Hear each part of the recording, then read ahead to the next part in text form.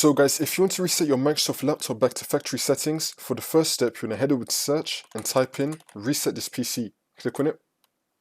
And then once you're on this, you're going to click on reset PC. And now this will come up. And just so you guys know, before you do this, I recommend backing up your important files to an external flash drive or hard drive. And now once we're here, we're going to be having two options, such as keep my files and remove everything.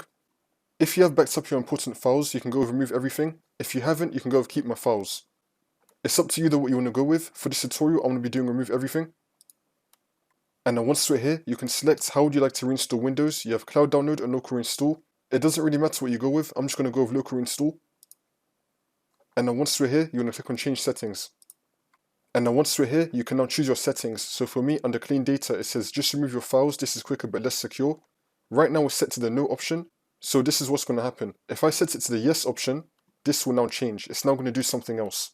It will now say clean the drive. This may take hours, but will make it harder to recover files. So if you select yes on any one of these options, it will say something. If you select no, it's going to say something else. This is going to be the same for all these options right here. So if you select no, it will say something. Select yes, it will say something else. So you just want to go through all these options and then see what's best for you in your case. And then once you're done with that, click on confirm. And now once we're here, it's going to be telling you what's going to happen under current settings, depending on the options that you selected.